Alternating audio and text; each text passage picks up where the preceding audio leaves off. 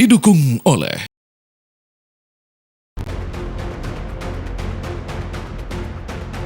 Presiden Prabowo Subianto berikan rehabilitasi kepada mantan Dirut ASDP Ira Puspadewi.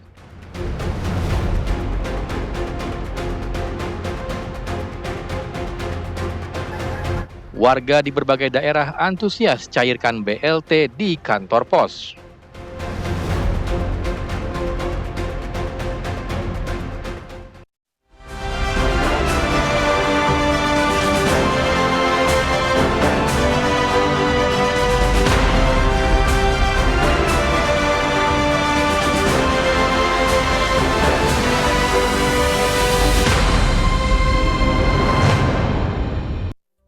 Assalamualaikum, selamat sore pemirsa. Kabar Merah Putih edisi Rabu 26 November 2025 hadir menjumpai Anda. Sejumlah kabar penting dan menarik mengenai kebijakan Presiden Prabowo Subianto dan jajaran kabinetnya akan kami hadirkan untuk Anda. Saya Sita Paprika, selama 1 jam ke depan akan menemani Anda. Dan pemirsa, inilah kabar Merah Putih selengkapnya untuk Anda.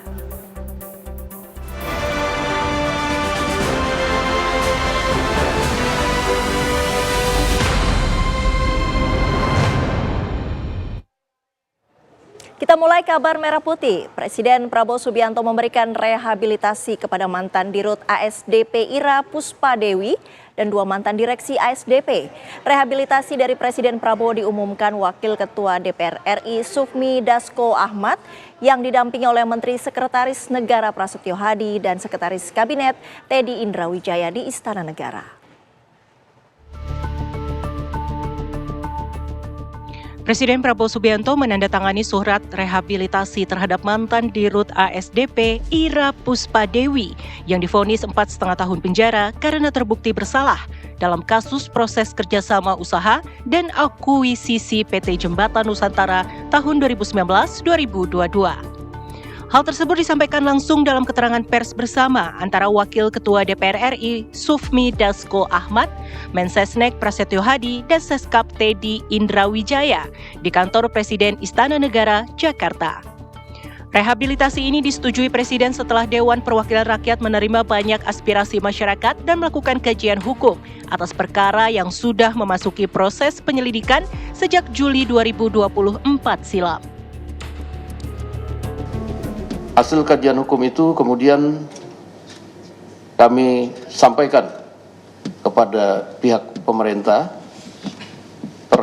terhadap perkara nomor 68 Pitsus TPK 2025 PN Jakarta Pusat atas nama Ira Puspadewi, Muhammad Yusuf Hadi, Hari Muhammad Adi Caksono.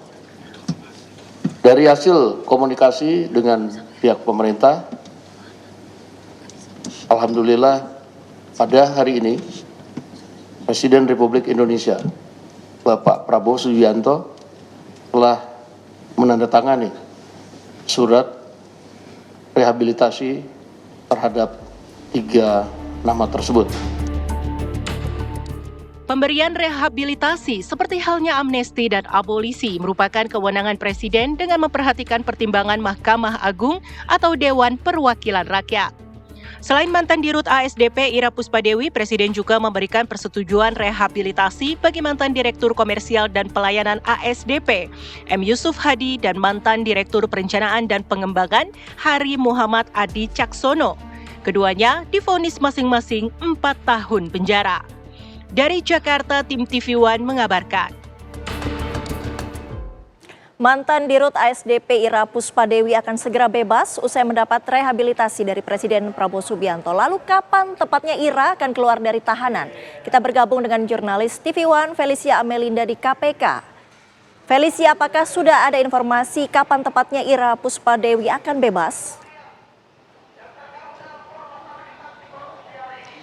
Ya, Sita dan juga pemirsa, sampai saat ini kami masih menunggu konfirmasi apakah nantinya ex-dirut dari PT ASDP ini akan dibebaskan pada hari ini atau tidak, karena tadi kami sudah mengonfirmasi kepada juru bicara Komisi Pemberantasan Korupsi yakni Budi Prasetyo yang mengatakan sampai saat ini dari pihak KPK sendiri belum menerima surat keputusan rehabilitasi dari Kementerian Hukum, sehingga nantinya kami masih menunggu apakah surat keputusan rehabilitasi tersebut akan diberikan oleh Kemenkum ke KPK hari ini atau tidak, karena memang pemirsa untuk ketiga terdakwa ini agar bisa secara resmi bebas harus menyelesaikan proses administrasi yang mana harus ada surat keputusan rehabilitasi yang diberikan oleh Kementerian Hukum kepada KPK. Baru nanti saat itu ketiga terdakwa baru dapat dibebaskan secara resmi dari rutan KPK.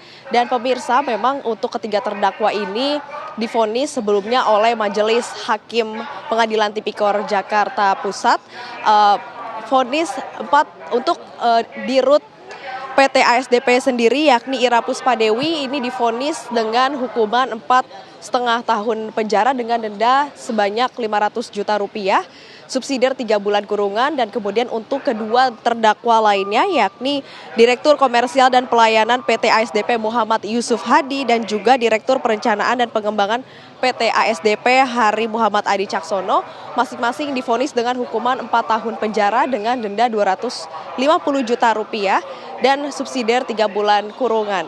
Dan pemirsa, memang sebelumnya ini pembebasan atas ketiga terdakwa ini dilakukan setelah Presiden Prabowo Subianto memberikan rehabilitasi kepada 3 terdakwa tersebut yang disampaikan langsung oleh Wakil Ketua DPR RI Sufmi Dasko Ahmad yang diumumkan pada hari Selasa malam kemarin di Istana Kepresidenan Jakarta.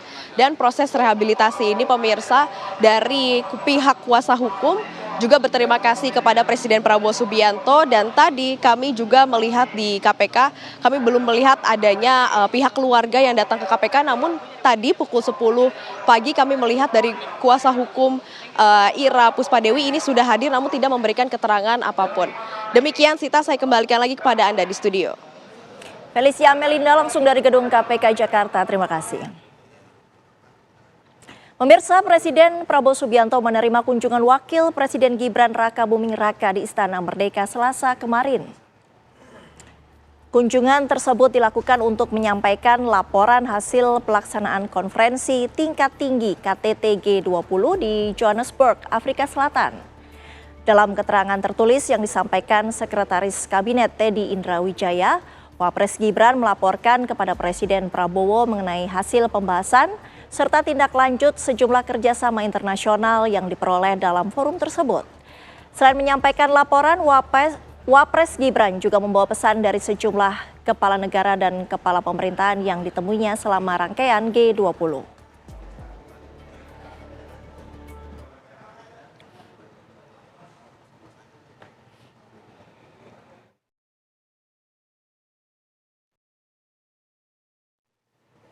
Kita ke informasi selanjutnya. Presiden Prabowo Subianto memimpin langsung evaluasi percepatan pembangunan koperasi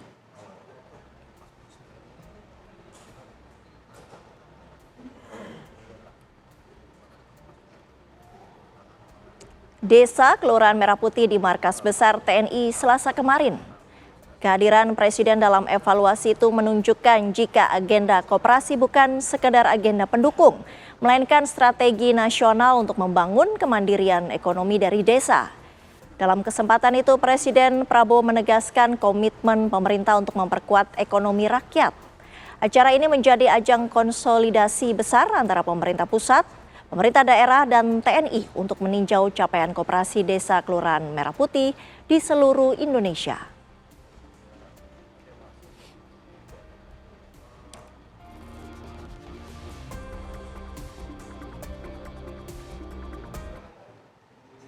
Presiden Prabowo Subianto menerima laporan Menteri Kependudukan dan Pembangunan Keluarga, Kepala BKKBN Wihaji di Istana Merdeka Jakarta. Dalam pertemuan tersebut, Menteri Wihaji melaporkan sejumlah agenda strategis kementeriannya termasuk program makan bergizi gratis untuk ibu hamil, ibu menyusui, dan balita non-PAUD. Wihaji menyampaikan kinerja para tim pendamping keluarga dan penyuluh keluarga berencana yang telah mendistribusikan program MBG ke rumah-rumah keluarga penerima manfaat. Presiden Prabowo pun memberikan apresiasi tinggi kepada tim pendamping dan penyuluh. Oleh karena itu, Presiden menurut Wihaji akan memberikan apresiasi untuk penyuluh berupa sepeda motor listrik. MBG, motor ini khusus para penyuluh KB dan PLKB. Kita ada istilah penyuluh KB dan PLKB. PLKB itu petugas lapangan keluarga berencana, hampir sama. Dan beliau insya Allah tadi menyampaikan, memerintahkan juga untuk mengkoordinasikan terus, sekaligus tadi insya Allah mohon doanya beliau akan memberikan bantuan motor untuk penyuluh-penyuluh. Mungkin insya Allah motor listrik, insya Allah mohon doanya saja. Apa saja agenda Ratu Maksima dari Belanda selama di Indonesia? Kabarnya kami sampaikan usai jeda.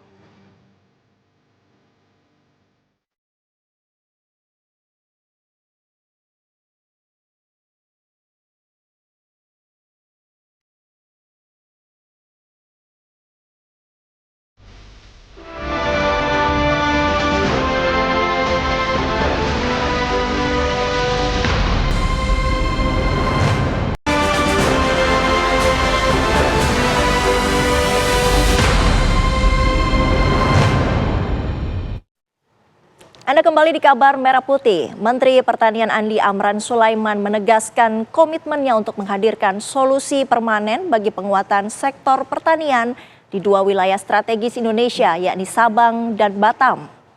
Hal ini disampaikan dalam pertemuan dengan Wali Kota Sabang dan Wali Kota Batam yang berlangsung hari ini. Untuk Sabang, Mentan Amran memberikan bantuan pengembangan padi gogo, kelapa dan kakao termasuk bantuan Al-Sintan dan pompa. Mentan bahkan berkoordinasi langsung dengan Menteri Kelautan dan Perikanan KKP terkait pengembangan desa nelayan Merah Putih di Sabang Aceh. Selain itu, Mentan Amran juga memberikan dukungan kepada masyarakat Batam terkait pengembangan hortikultura dan jagung. Bahkan ia mendorong agar Batam dapat menjadi penyuplai hortikultura bagi negara tetangga seperti Singapura. Dukungan untuk ekspor juga diberikan kepada Sabang agar dapat mengakselerasi ekspor coklat di pasar global. Menurutnya, penguatan industri olahan kakao di Sabang mampu memberikan nilai tambah hingga 37 kali lipat. Khusus kakao, berapa permintaan Sabang kami penuh. Karena ini ternyata ada pabrik kakao. Inilah tujuan kita. Ternyata Sabang sudah maju. Kenapa? Sudah melakukan hilirisasi. Edit value-nya itu 37 kali lipat. Jadi ini yang kita dorong, industri, kami siapkan bibit unggul, nanti Kadis menindaklanjuti. Berapa saja Bapak minta, insya Allah kita penuhi untuk Sabang. Terima kasih. Terima kasih Pak. Ya, terima kasih. Kita ke informasi lain, Ratu Maksima berkunjung ke perusahaan garmen di Kecamatan Ngerampal, Kabupaten Sragen, Jawa Tengah, Selasa 25 November 2025. Ini merupakan kunjungan kerja pertama Ratu dari Belanda tersebut setelah tiba di Bandara Soekarno-Hatta, Tangerang, Banten, Senin sore. Ratu Maksima datang dalam kapasitasnya sebagai penasehat khusus Sekretaris Jenderal PBB untuk Kesehatan Finansial. Di pabrik ini, Ratu Maksima memantau kesetaraan gender dan memberikan edukasi untuk pekerja dengan tujuan agar perekonomian di rumah tangga berjalan baik sehingga bisa meningkatkan produktivitas di perusahaan.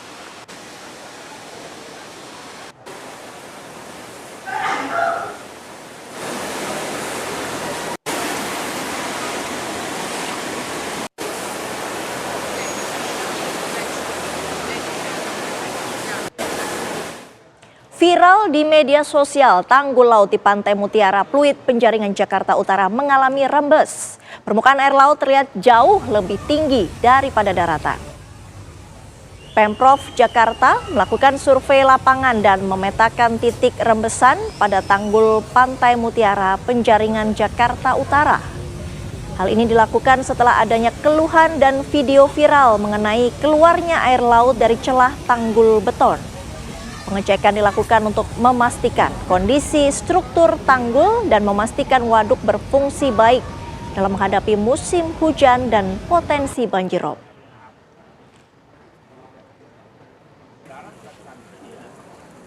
Dalam upaya melindungi warga dari ancaman banjir, banjirop, dan kenaikan muka air laut, kami langsung mengecek ke salah satu lokasi yang strategis dan vital, yakni Stasiun Pompa Waduk Pluit. Alhamdulillah, pada saat pengecekan, semua pompa, sistem, dan peralatan pendukungnya bekerja dengan baik. Kami berpesan kepada semua petugas di lapangan untuk tetap siaga menghadapi dinamika situasi dan kondisi yang ada. Pemirsa, menjaga kelestarian warisan budaya, pemerintah Kabupaten Penukal Abab Lematang Ilir, Sumatera Selatan menggelar Festival Candi Bumi Ayu 2025. Pertunjukan seni, talk show budaya, dan pameran UMKM digelar untuk menarik perhatian masyarakat dan pelaku usaha lokal.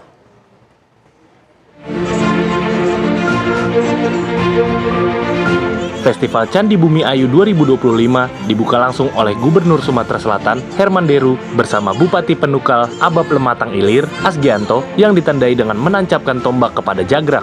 Dalam sambutannya, Gubernur Sumsel menyampaikan Festival Candi Bumi Ayu akan dipersiapkan untuk menjadi kalender event baik di tingkat kabupaten, provinsi, maupun nasional. Ini menunjukkan arti sebuah kerukunan, menghormati antar agama, antar suku, dan malam ini Pak Bupati mengingatkan itu dengan membuat Festival Candi Bumi Ayu pertama, saya katakan. Mudah-mudahan ini bisa berkelanjutan dan semakin menanamkan rasa memiliki bagi masyarakat itu terhadap Kabupaten Bali.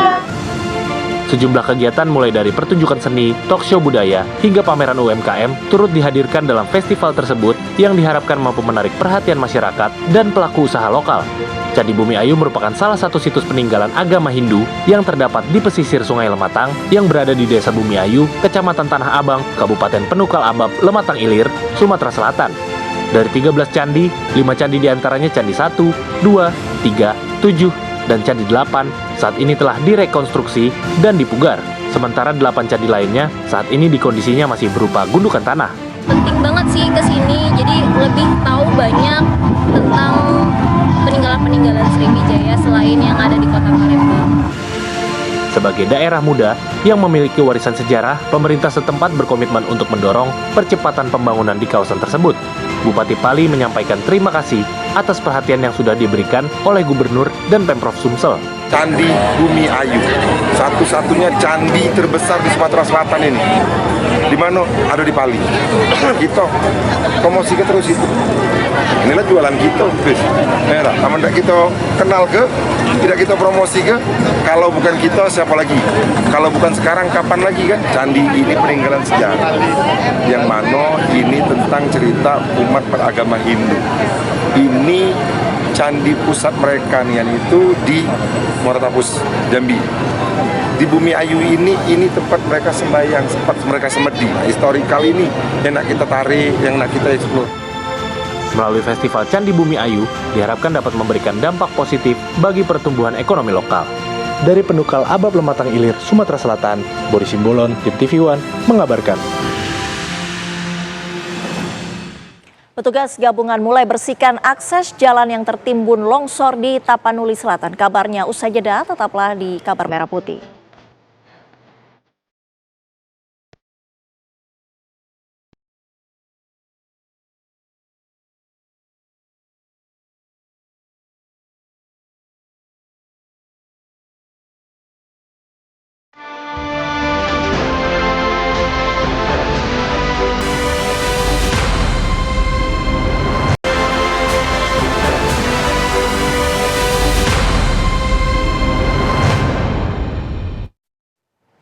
Pemirsa, personil TNI Polri mengerahkan 2 alat berat untuk membuka akses jalan di Tapanuli Selatan yang tertimbun material tanah longsor. Hal ini dilakukan untuk membuka akses jalan menuju Kabupaten Tapanuli Tengah, Sumatera Utara.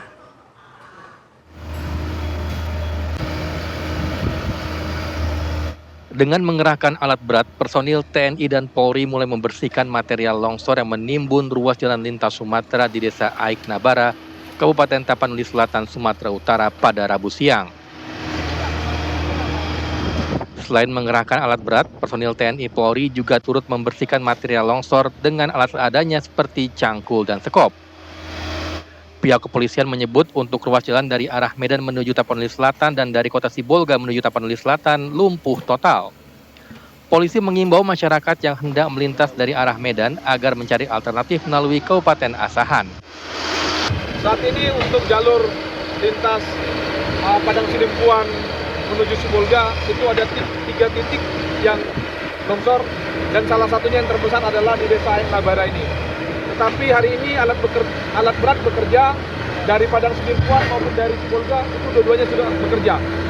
Dan alhamdulillah yang untuk dari Batang Toru untuk titik pertama itu sudah tanahnya sudah dipinggirkan sehingga masuk sekarang ke titik kedua. Ya, itu yang bisa kami sampaikan. Pembukaan jalur yang tertimbun tanah ini akan dipercepat agar bantuan dan petugas bisa segera cepat menuju lokasi banjir bandang di wilayah Tapanuli Tengah dan Tapanuli Selatan. Sementara itu, jalan lintas Sumatera Utara di Desa Aik Libung, Kecamatan Sayur Matinggi, Kabupaten Tapanuli Selatan, Sumatera Utara terendam banjir setinggi 2 meter. Hal ini membuat akses jalan dari Tapanuli Selatan menuju Medan maupun sebaliknya lumpuh total dan mengakibatkan kemacetan mengular sepanjang 5 km. Sejumlah sopir pun harus tertahan di lokasi selama 12 hingga 24 jam karena tidak ada jalan alternatif lain untuk melintas. Dari Tapanuli Selatan, Sumatera Utara, Dedi Herianto, TV One mengabarkan. Sebelumnya banjir bandang menerjang 3 desa di Kecamatan Batang Toru, Kabupaten Tapanuli Selatan, Sumatera Utara Selasa pagi. 4 orang tewas terseret arus yang berasal dari luapan Sungai Aek Garoga. Beginilah rekaman video amatir yang direkam warga saat banjir bandang melanda 3 desa di Kecamatan Batang Toru, Kabupaten Tapanuli Selatan, Sumatera Utara. Warga histeris saat melihat kejadian tersebut. Sejumlah harta benda warga pun raib akibat tersapu banjir.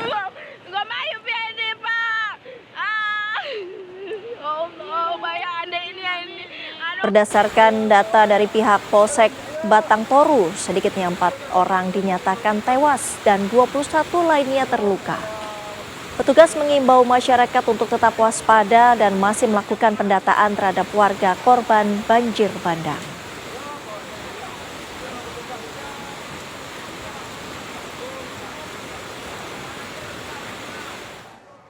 Cuaca buruk yang melanda wilayah Sumatera bagian utara mengakibatkan longsor di Sibolga.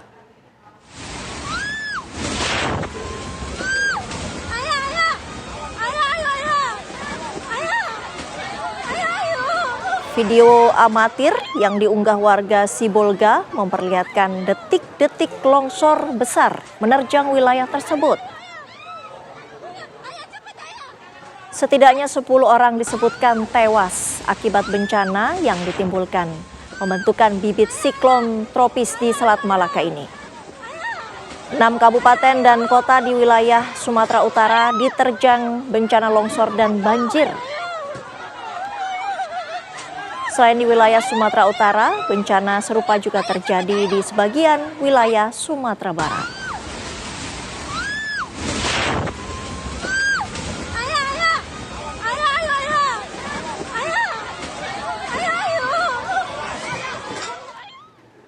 Selain banjir, longsor melanda beberapa kawasan di Padang Pariaman, Sumatera Barat. Bencana ini mengakibatkan 2 jalan penghubung desa di Nagari Sikayan serta jalan menuju Mapores Padang Pariaman putus.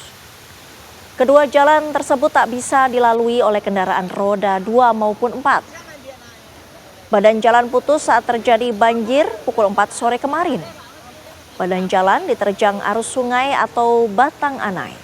Kondisi ini menyulitkan upaya evakuasi maupun transportasi lainnya. Warga khawatir arus deras akan mengakibatkan banjir meluas.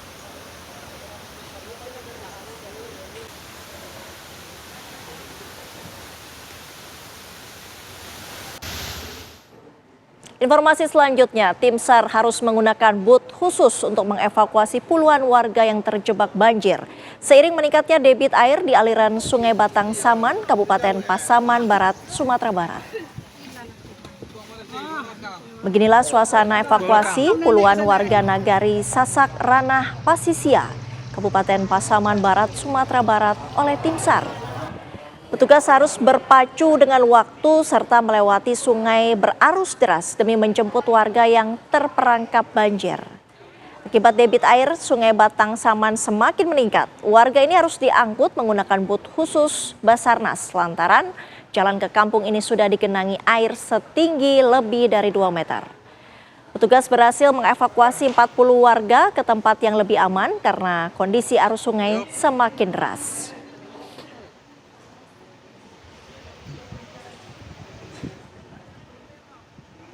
Kami dari Pos Pencarian Pertolongan Pasaman bersama dengan pihak kecamatan, kemudian pihak Nagari, KSB, BPBD Kabupaten Pasaman Barat, kemudian dari Angkatan Laut bersama-sama mengevakuasi warga di Rantau Panjang.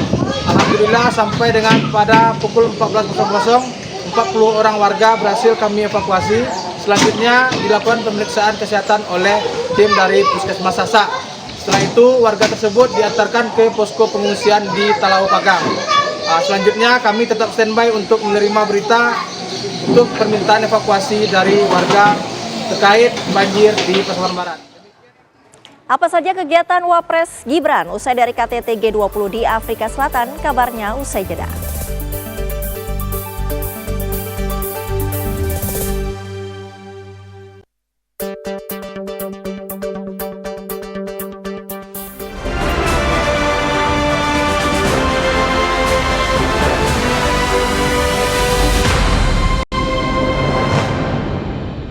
Anda masih menyaksikan Kabar Merah Putih. Wakil Presiden Gibran Raka Buming Raka meninjau program makan bergizi gratis di SMA Negeri 14 Jakarta pada momen Hari Guru Selasa kemarin. Sehari setelah kembali dari KTT G20 di Johannesburg, Afrika Selatan, Wakil Presiden Gibran Raka Buming Raka mengunjungi SMA Negeri 14 Jakarta. Kedatangan Gibran disambut para guru dan siswa. Ia kemudian berkeliling meninjau ruang kelas serta memeriksa menu makan bergizi yang akan dihidangkan. Tak hanya itu, Gibran juga menyapa siswa yang akan menjalani ujian. Wapres mengapresiasi para guru atas dedikasi mereka. Pemerintah berharap program MBG mampu meningkatkan konsentrasi, kesehatan, dan prestasi siswa.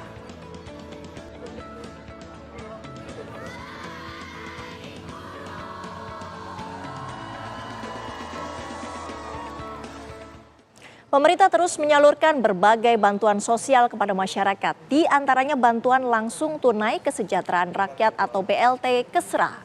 Masyarakat dengan sabar mengantri demi mendapatkan bantuan uang tunai guna menunjang kebutuhan hidup.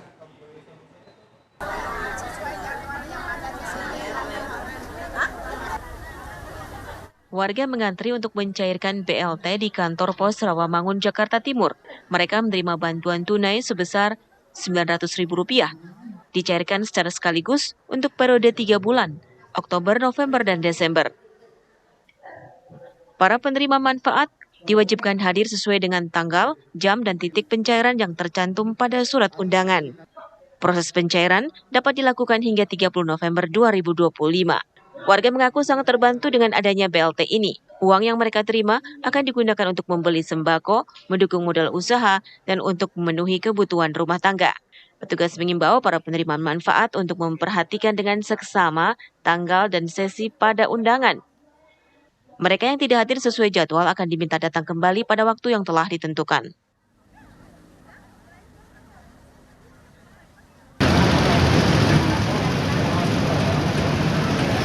Di Bandung, Jawa Barat, warga antri mencarikan BLT Kesra di kantor pos cabang utama Bandung di Jalan Asia Afrika. Sebagian dari mereka baru kali ini menerima bantuan sosial. Uang yang mereka terima akan digunakan untuk kehidupan sehari-hari dan sekolah anak. Ya alhamdulillah gitu ya, sekarang dapat bantuan, mudah-mudahan bermanfaat, bisa digunakan dengan sebaik mungkin. Ke pemerintahan semoga lebih sejahtera, lebih maju. Bunga bahagia sekali, bunga terang produk. Harapannya gimana? Harapannya mudah-mudahan Indonesia maju sejahtera. Penerima manfaat BLT Kesra yang ada di Kota Bandung dan Lembang adalah 50.700 keluarga. Penyaluran akan terus dilakukan sampai akhir bulan November. Dari Jakarta dan Bandung, tim TV One mengabarkan. Kita ke kabar lain, upaya percepatan penanganan bencana erupsi Gunung Semeru di Lumajang, Jawa Timur terus dikebut. 14 alat berat dikerahkan untuk proses normalisasi aliran sungai dan tanggul di ujung dusun Sumbersari, Desa Supit Urang, Kecamatan Pronojiwo. Belasan alat berat ini menutup tanggul dan aliran sungai yang mengarah ke pemukiman penduduk, serta melakukan normalisasi aliran ke jalur semula. Meskipun kondisi endapan material masih cukup panas, namun ini adalah upaya mengantisipasi bencana susulan. Dukungan tokoh masyarakat dengan memberikan bantuan alat berat juga memiliki peran vital dalam upaya percepatan penanganan sejak awal bencana ini.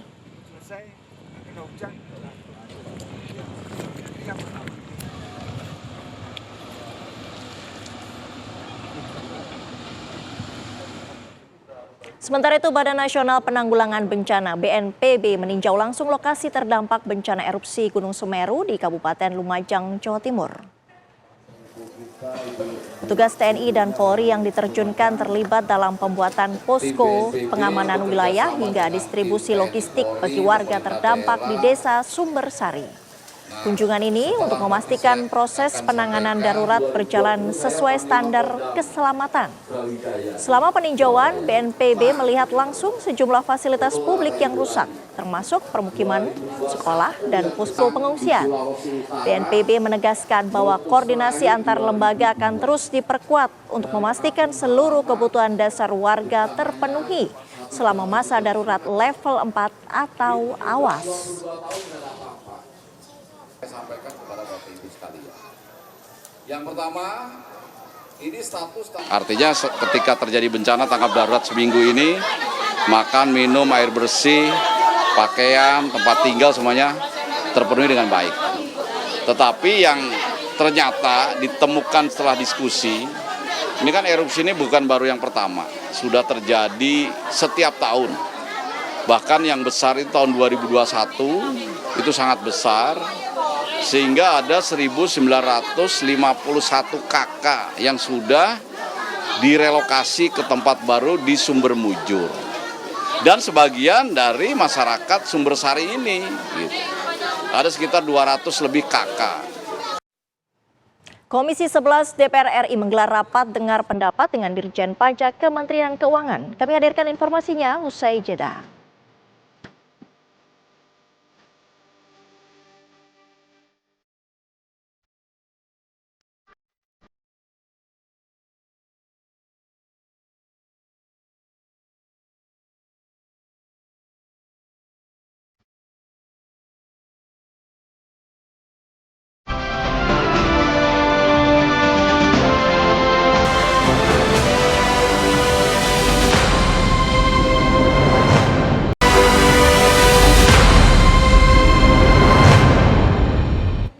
Presiden Prabowo Subianto memberikan rehabilitasi kepada mantan Dirut ASDP Ira Puspadewi dan 2 mantan direksi ASDP.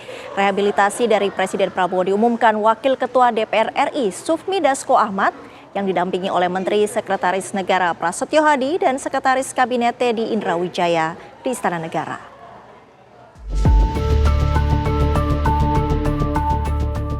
Presiden Prabowo Subianto menandatangani surat rehabilitasi terhadap mantan Dirut ASDP Ira Puspadewi yang divonis 4,5 tahun penjara karena terbukti bersalah dalam kasus proses kerjasama usaha dan akuisisi PT Jembatan Nusantara tahun 2019-2022.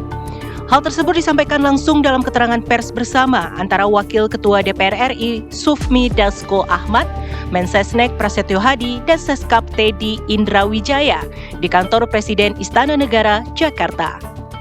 Rehabilitasi ini disetujui Presiden setelah Dewan Perwakilan Rakyat menerima banyak aspirasi masyarakat dan melakukan kajian hukum atas perkara yang sudah memasuki proses penyelidikan sejak Juli 2024 silam.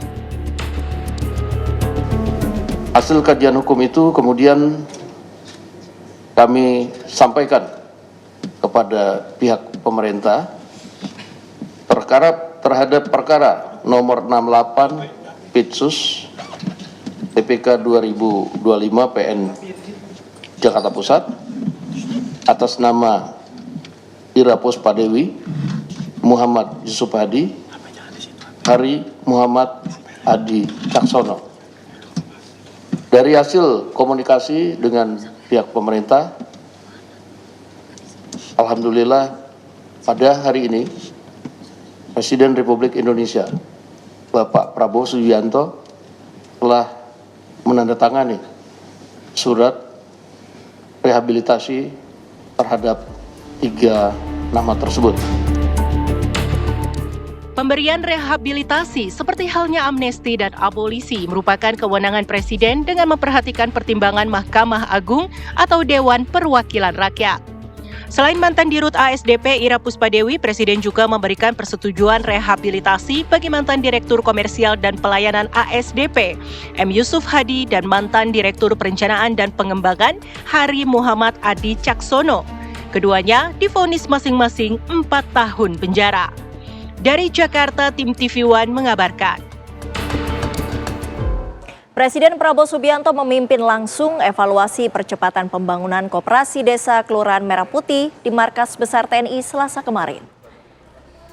Kehadiran Presiden dalam evaluasi itu menunjukkan jika agenda koperasi bukan sekedar agenda pendukung, melainkan strategi nasional untuk membangun kemandirian ekonomi dari desa. Dalam kesempatan itu, Presiden Prabowo menegaskan komitmen pemerintah untuk memperkuat ekonomi rakyat. Acara ini menjadi ajang konsolidasi besar antara pemerintah pusat, pemerintah daerah, dan TNI untuk meninjau capaian Koperasi Desa Kelurahan Merah Putih di seluruh Indonesia.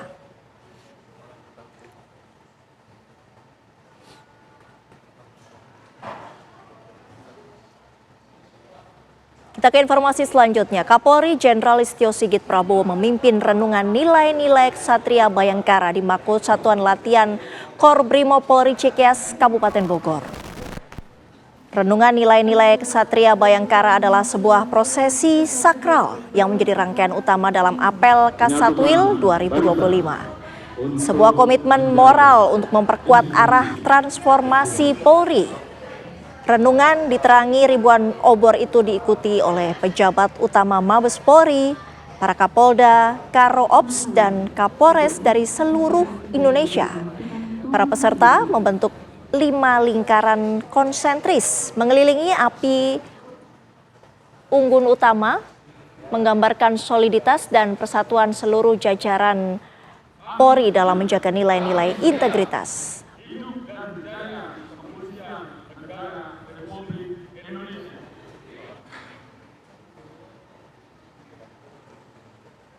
Informasi lain pemirsa, Komisi 11 DPR RI menggelar rapat dengar pendapat dengan Dirjen Pajak Kementerian Keuangan.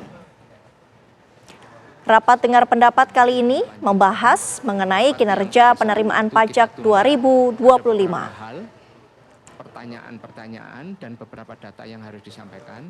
Untuk itu, adapun RDP ini merupakan agenda lanjutan dari rapat antara Komisi 11 dan Dirjen Pajak yang tertunda pada 24 November lalu. Tax gap di Indonesia menurut referensi dari laporan Bank Dunia itu 6,4% dari produk domestik bruto. klaim ekonominya itu ada di mana? Kan dari PDB, Pak. Pajak itu Pemirsa, pemenuhan gizi di 1000 hari pertama kehidupan menjadi fokus pemerintah untuk menurunkan angka stunting. Wakil Menteri Kependudukan dan Pembangunan Keluarga Ratu Ayu Isyana Bagus Oka memantau langsung distribusi makan bergizi gratis bagi ibu hamil, ibu menyusui, dan balita di Posyandu Tegalrejo, Kota Salatiga, Jawa Tengah. Program Makan Bergizi Gratis atau MBG menjadi langkah strategis dalam upaya pencegahan stunting. Isyana menyampaikan bahwa pemenuhan gizi pada 1000 hari pertama kehidupan merupakan fase paling krusial untuk menentukan kualitas tumbuh kembang anak. Karena itu program MBG diarahkan untuk memastikan mereka yang rentan gizi mendapatkan asupan makanan sehat dan berkualitas setiap hari.